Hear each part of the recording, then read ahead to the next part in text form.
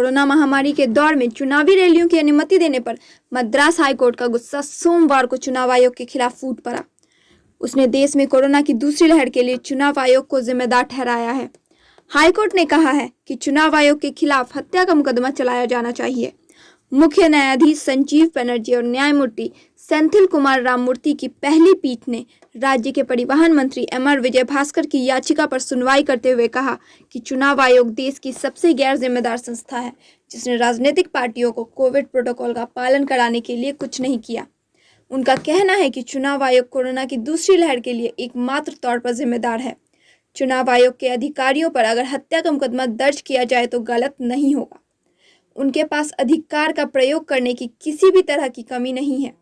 अदालत के कहने के बावजूद रैलियों को आयोजित कराने वाले राजनीतिक दलों के खिलाफ कोई कदम नहीं उठाए गए हैं। अदालत में जब चुनाव आयोग ने जवाब दिया कि उनकी ओर से कोरोना गाइडलाइंस का पालन किया गया है, तो मतदान के दिन नियमों का पालन किया गया था।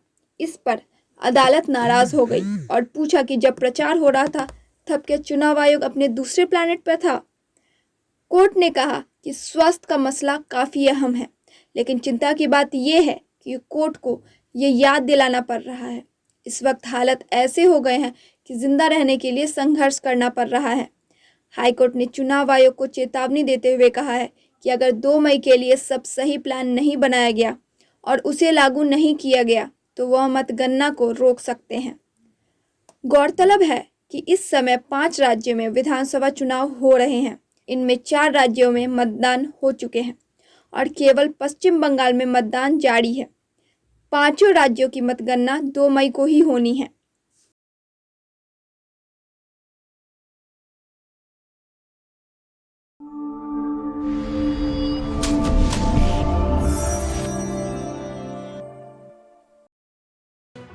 लेटेस्ट खबरों से जुड़े रहने के लिए हमारे चैनल नेशन भारत को सब्सक्राइब करें और बेल आइकन को दबाएं ताकि कोई खबर छूट न पाए।